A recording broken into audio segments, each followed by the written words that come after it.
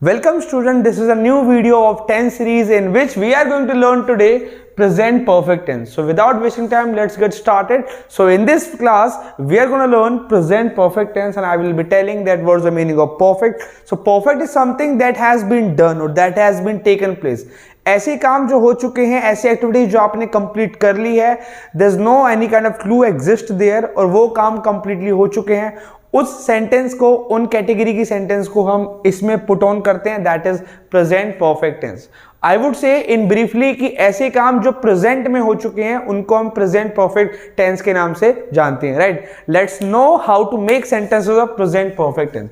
So as I told you, there are two things to know to make sentences. First would be helping verb, second would be main verb. So let's get started, right.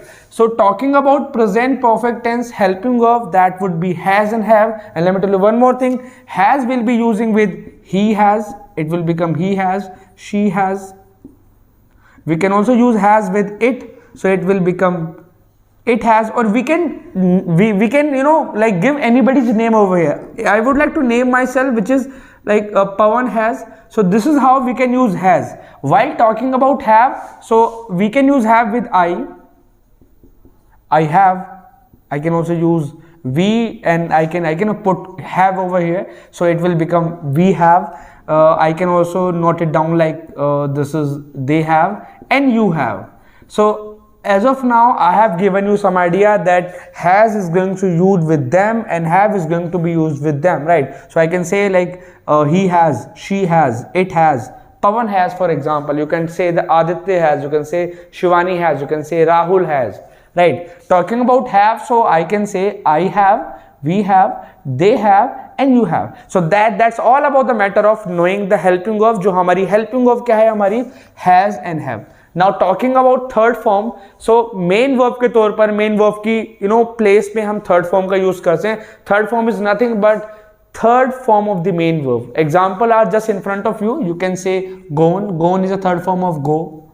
Taken is a third form of take, right?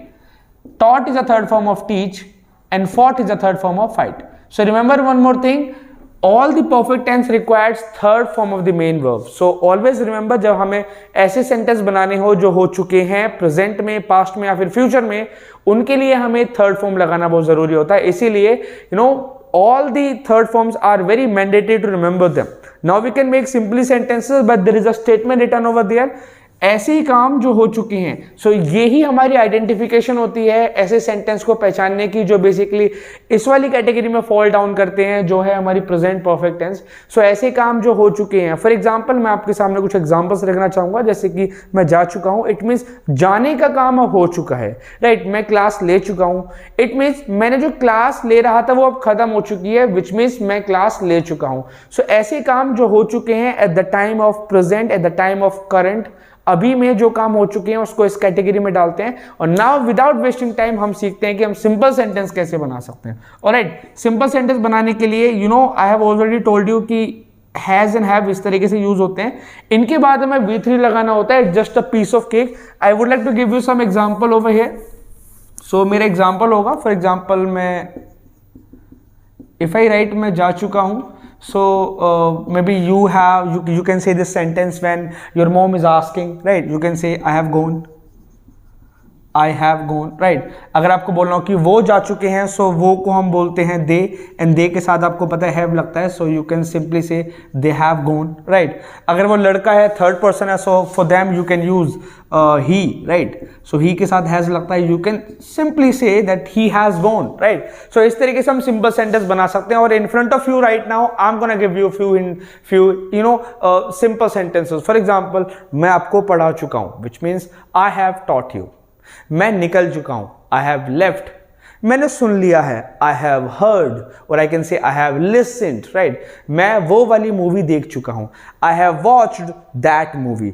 So आपने एक चीज observe की होगी while I'm answering myself, while I'm giving my sentences, कि मैं third form का use कर रहा हूं. और यही आइडेंटिफिकेशन होती है थर्ड फॉर्म लगाना है किसके साथ, हैज एंड हैव के साथ. Alright, So now we are going to learn how to make negative sentences. So now we are going to learn how to make negative sentences. See, हमने positive sentences, it means simple sentence बनाना सीख लिया जिसमें हमें सिर्फ subject लगाना है, has and have लगाना है, उसके बाद V3 का फॉर्म का यूज करना है. अब हम सीखते हैं कि नेगेटिव कैसे बनाते हैं. नेगेटिव में आपको I have already taught you many times, हमें सिर्फ एक वर्ड पता होना चाहिए, दैट इज नॉट. नॉट लगता है after helping of, so it becomes has not, or I can also say that it becomes have not. So जिन के साथ हमने has लगाया था उन्हीं के साथ हम has not भी बना सकते हैं. For example, she has not, he has not, it has not. For example, I can say my name, that I can say Pawan has not, right? अगर मैं have की बात करूं तो have भी उन्हीं के साथ लगता है. For example, I have not, I have not, I have not, right? I can say we have not, we have not, they have not, you have not. So अगर हमें सिंपल सेंटेंस बनाना आता है, so it's just a piece of cake to make negative sentence as well. और इसके बाद हमें सिर्फ V3 लगानी होती है. So वही एग्जांपल्स मैं आपके सामने रखना चाहूंगा, जैसे कि मैं जा चुका हूं, ये तो बहुत सिंपल सेंटेंस है. So I can say I've gone, I have gone. मैंने बोला कि मैं नहीं गया हूं, मैं नहीं जा चुका हूं, which means I have not gone. वो नहीं आई है, she has not come. उसने क्लास नहीं ली है, she has not taken the class. मैंने नहीं पढ़ा है, I have not taught you. So हमें करना क्या है, हमें has and have के बाद not लगाना है और उसके बाद V3 लगाना है to make negative sentences. Alright, so I think it's just a piece of cake for you. अब हम सीखते हैं कि हम interrogative कैसे फॉर्म कर सकते हैं. अब हम बात करते हैं हम interrogative sentence को कैसे बना सकते हैं अगर हम present परफेक्ट की बात कर रहे हैं. तो इंटरोगेटिव सेंटेंस मैं आपको बहुत बार बता चुका हूं कि इंटरोगेटिव सेंटेंस दो तरीके के होते हैं. एक ऐसे इंटरोगेटिव सेंटेंस होता है जिसका हम आंसर यस या फिर नो में देते हैं, और दूसरे interrogative sentence on the other hand ऐसे होते हैं जिनका हमें आंसर एक्सप्लेन कराना होता है, राइट. तो सबसे पहले हम सीखते हैं ऐसे इंटरोगेटिव सेंटेंस जिसको हमें सिर्फ आंसर यस या नो में देना होता है. उसके लिए you can learn this helping verb, subject, main verb की third form and then object, right. So आपको ये याद करना होगा.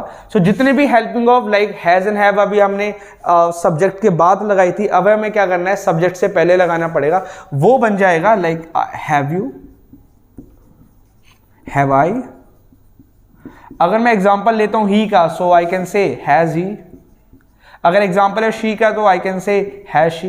सो आप एक चीज ऑब्जर्व कर रहे हो कि ऐसे सेंटेंसेस जो हमने लाइक हेल्पिंग ऑफ हमने सब्जेक्ट के बाद में लगाई थी, शी हैज बन रहा था, आई हैव बन रहा था, दे हैव बन रहा था. इंटरोगेटिव में क्वेश्चनिंग करते समय, क्वेश्चन पूछते समय, आस्क करते समय वो क्या हो जाता है, उन्हें in the front of the sentence, in the beginning of the sentence में हम उसको पुट आउट कर देते हैं, राइट. सो इस तरीके से ये फॉर्म बन जाएगा have you, have I, has she, have he, has he, right. अगर मैं किसी का नाम भी लेता हूं तो उसके साथ भी हम क्या लगा देंगे, लाइक हैज रोहित.